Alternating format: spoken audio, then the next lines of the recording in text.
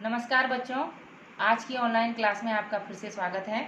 कल हम जिस टॉपिक को छोड़ा था आज हम वहीं से फिर शुरू करते हैं। हमारा पहला चैप्टर चल रहा था रासायनिक समीकरण एवं अभिक्रियाएं। अब उसका टॉपिक चल रहा था रासायनिक समीकरण।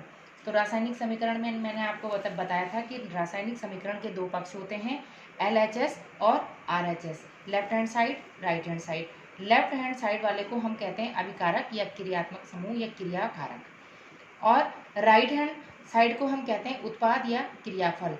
इसके अतिरिक्त आपने देखा होगा कि जब कोई रासायनिक अभिक्रिया हम लिखते हैं तो उसमें SgL ऐसे कुछ लिखा हुआ रहता है। इनका मतलब होता है अभिकारकों तथा उत्पादों के गैस, द्रव, जलीय, ठोस अवस्थाएं।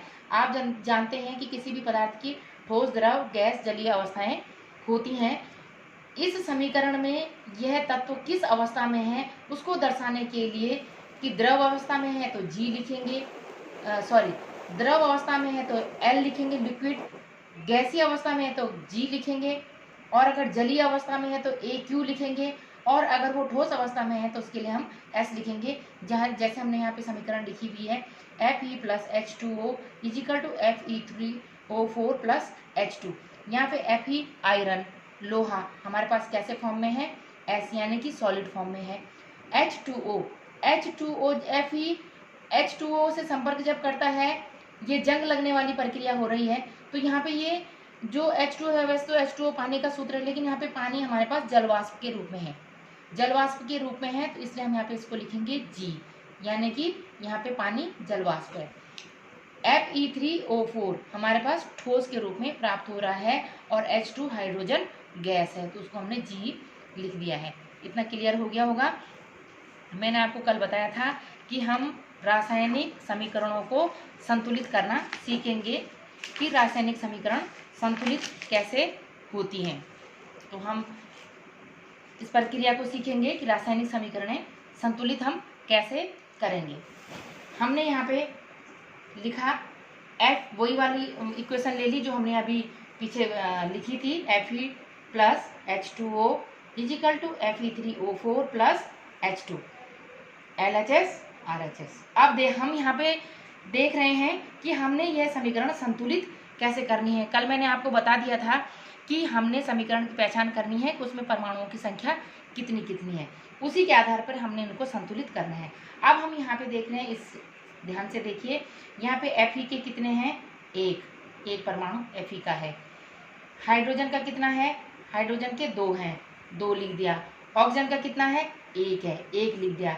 उसके बाद यहाँ पे ये एक ग्रुप के हैं, Fe क्योंकि एक ग्रुप है इसलिए इसको अलग लिखा, H2O एक ग्रुप है इसलिए उसको अलग लिख दिया।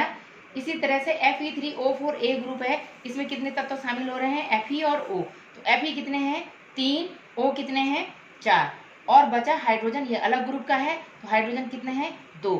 अब हम देखेंगे कि Fe हमारे पास यहाँ 1 है और यहाँ पे कितना है, 3 है, तो इसका मतलब यह संतुलित नहीं है। यहाँ पे H कितना है, 2 है, यहाँ पे कितना है, यहाँ भी 2 है ना। यहाँ पे ऑक्सीजन कितना है, 1 है, यहाँ पे ऑक्सीजन कितना है, 4 है, ठीक है। यहाँ पे हाइड्रोजन कितना है, 2 है, यहाँ पे भी 2 है, ठीक है। अब हम क्या करेंगे, तो सबसे पहले क्या लेंगे, Fe, क्योंकि Fe हमें 3 चाहिए और यहाँ पे कितना है, 1, तो इस 3 से हम इसको गुणा कर देंगे, इस पूरे ब्रैकेट को गुणा कर रहे हैं, तो 3 एकम 3, Fe कितना हो गया, 3। अब यहाँ पे ले रहे हैं हम ये H2O, H2O में क्या था, H कितना था, यहाँ पे ऑक्सीजन चाहिए था हमें 4, ऑक्सीजन कितना चाहिए था, 4, यानी कि हम यहाँ पे हमारे पास ऑक्सीजन 1 ही है लेकिन हमें 4 चाहिए, तो हम ऑक्सीजन को 4। अब जब हम यहाँ 4 लिखेंगे तो खाली ऑक्सीजन से गुणा नहीं होगा, 2 पूरे ग्रुप से इसको, क्योंकि ब्रैकेट के बाहर है तो हम पूरा गुणा करना पड़ेगा। तो अब क्या हो जाएगा, H हमारे पास 2 पहले से था, 4 और हो गया, तो 4 दूनी 8 हो गया, ऑक्सीजन हमारे पास 1 था, 4 एकम 4 हो गया, ठीक है। और अब इस साइड चलेंगे हम, Fe3 था, O4 था, यहाँ पे हाइड्रोजन कितना हो गया, आप 4 दूनी 8, यहाँ पे 2 था, तो हमें यहाँ भी हाइड्रोजन को 8 करना है, इसलिए इसका गुणा 4 से कर देंगे। अब हम इसमें देखेंगे कि बराबर हुआ कि नहीं, Fe3 है, हो गया Fe3, H 8 है, H 8 हो गया, ऑक्सीजन 4 है, ऑक्सीजन 4 हो गया। इसका मतलब ये समीकरण क्या कर दी हमने, संतुलित कर दी। अब हम इसके जिस ग्रुप को हमने जिससे गुणा करा उसके आगे उस संख्या को लिख देंगे। Fe को हमने 3 से गुणा करा, 3 Fe के आगे हम 3 लिख देंगे। और उसके बाद हमने किस ग्रुप को किया, लास्ट में H2 हाइड्रोजन को गुणा करा था 4 से, इसलिए उसके आगे हम 4 लिख देंगे। जिसको हमने और H2O को भी हमने 4 से गुणा करा था, तो उसके आगे हम 4 लिख देंगे। तो यहाँ से क्लियर पता चल रहा है कि हमने 1 2 3 जगह हमने क्या किया था, गुणा किया था, और यहाँ हमने तीनों जगह जितनी संख्या से गुणा किया उसको लिख दिया, उसके परमाणु क्या कर दिए, बराबर कर दिए। ये समीकरण संतुलित हो गई। उसी तरह से अगली हम देखेंगे HNO3 प्लस CaOH का whole twice is equal to CaNO3 का होल ट्वाइस प्लस H2O। अब यहाँ पे देखो, पहले ग्रुप में चलेंगे, HNO3 पे चलेंगे, हाइड्रोजन का 1, नाइट्रोजन का 1, ऑक्सीजन का 3, ठीक है। दूसरे में चलेंगे CaOH का होल ट्वाइस, Ca का 1, OH का 2, होल ट्वाइस है मतलब दोनों के 2 हैं, यानी कि ऑक्सीजन के भी 2 और हाइड्रोजन के भी 2। दूसरे ग्रुप में चलेंगे, Ca कितना है 1, NO3 का होल ट्वाइस, NO3 का होल ट्वाइस यानी कि N का भी 2 हो गया, और O3 का कितना हुआ, 3 तो अंदर है, 2 बाहर है, 3 दूनी 6, यानी कि ऑक्सीजन कितना हुआ 6 हो गया। और उसके बाद बचा लास्ट ग्रुप H2O, यानी कि H के 2 और ऑक्सीजन का 1। अब हमें देखना है कि कहाँ पे कितनी संख्या है। हमने देखा यहाँ पे H1 है, यहाँ पे H2 है, यहाँ पे N1 है, यहाँ पे N2 है, यहाँ पे O3 है, यहाँ पे O6 है, यहाँ पे Ca1 है, यहाँ पे भी Ca1 है, यहाँ पे ऑक्सीजन 2 है, यहाँ पे ऑक्सीजन 1 है, यहाँ पे हाइड्रोजन 2 है, यहाँ पे हाइड्रोजन 2 है। अब क्या होना है, हमें क्या चाहिए, सबसे पहले तो हमें N2 चाहिए, जो इम्पोर्टेंट जो हमें दिख रहा है कि जो सबसे पहले चाहिए वो N2 चाहिए। तो हम N2 चाहिए तो N को 2 से गुणा कर देंगे, लेकिन जिस ग्रुप में N है वो पूरा ग्रुप गुणा होगा। तो अब हम N को 2 करने के लिए हमने गुणा किया, तो हम पूरा गुणा कर देंगे। 2 एकम 2, हाइड्रोजन का 2 हो जाएगा, 2 एकम 2, नाइट्रोजन का भी 2 हो जाएगा, ऑक्सीजन का 3 हमारे पास पहले से था, 3 दूनी 6 हो जाएगा, ठीक है। उसी तरह से Ca का, तो ये हमारे पास बराबर है, सिर्फ ऑक्सीजन का हो रहा था, ऑक्सीजन यहाँ पे 3, यहाँ पे भी 6 और यहाँ पे भी 6 हो गया। अब यहाँ पे H का 2 और ऑक्सीजन का 1 है, यहाँ पे हमारे पास ऑक्सीजन का 2 है, तो हमें यहाँ पे क्या करना है, उससे 2 से गुणा कर देना इस ग्रुप को।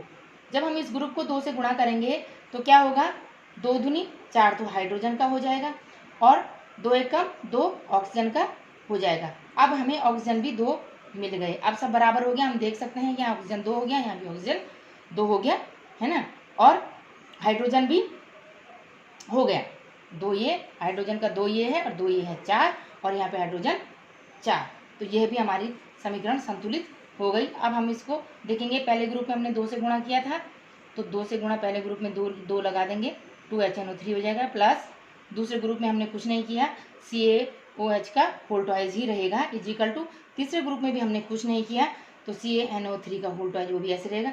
चौथे ग्रुप में हमने 2 से गुणा करा, हम चौथे ग्रुप में 2H2O लिख देंगे। इसका एक और उदाहरण, NaOH plus H2SO4 is equal to Na2SO4 plus H2O। इसमें देखेंगे पहले ग्रुप में NaOH है, Na कितना है 1, O कितना है 1, H कितना है 1। दूसरे में आ जाओ, H कितना है 2, S कितना है 1, O कितना है 4। यहाँ आ जाओ, Na 2, S 1, O 4, H 2, O 1। अब यहाँ देखेंगे Na 1 है, यहाँ Na कितना है 2 है, तो सबसे पहले तो हमें Na ही चाहिए, यहाँ 2, तो हम 2 जब हमें Na चाहिए तो हम इसको गुणा कर, इस Na को 2 लाने के लिए 2 से गुणा कर देंगे पूरे ग्रुप को। अब पूरे ग्रुप को जब 2 से गुणा करेंगे तो 2 Na का 1 था, 2 एकम 2, ऑक्सीजन का 1 था, 2 एकम 2, हाइड्रोजन का 1 था, 2 एकम 2। इस ग्रुप में हमने कोई गुणा नहीं करा, ठीक है। यहाँ आप कितना हो गया देखो, Na में 2 हो गया, 2 हो गया, है ना, सल्फर 1 है ही है, ऑक्सीजन 4 है ही है, इसमें हमें कोई ज़रूरत नहीं है। यहाँ देखेंगे हाइड्रोजन में 2, यहाँ हाइड्रोजन में 2 हो गया, ऑक्सीजन में 1, ऑक्सीजन में 1, यहाँ भी ऑक्सीजन में 1 है, हाइड्रोजन में 4 हो गया, यहाँ हाइड्रोजन में कितना हो गया 2 दूनी 4, यहाँ से हम 2 गुणा कर देंगे ना इसका, क्योंकि यहाँ पे कितना हो रहा है H2, H2 और O1, जबकि O कितने हैं, O हैं हमारे पास 4 ये हैं और 2 ये हैं, यानी कि हमें कितने O चाहिए, 6। कितने O चाहिए, 6। अब देखो हम तो उसके लिए हम क्या करेंगे, पहले इसको 2 से गुणा कर देंगे, H2O को 2 से गुणा करेंगे तो क्या होगा, 2 हमारे पास पहले से था H, 2 दूनी 4 और ऑक्सीजन 1 है, 2 एकम 2, यानी कि अब यहाँ से देखो Na 2 हो गया, Na 2 हो गया, O 2 है, यहाँ पे O 4 है और O यहाँ भी है, 4 और 2 6, 4 और 2 2 चाहिए ना यहाँ पे हमें, 4 यहाँ है, 2 हमें यहाँ चाहिए, इसलिए हमने 2 से गुणा किया यहाँ, तो 4 और 2 6, ऑक्सीजन भी पूरा हो गया। हाइड्रोजन 2 यहाँ है, 2 यहाँ है, 2 और 2 4, यानी कि हाइड्रोजन भी 4 पूरा हो गया। तो इसका मतलब ये हमारी समीकरण संतुलित हो गई।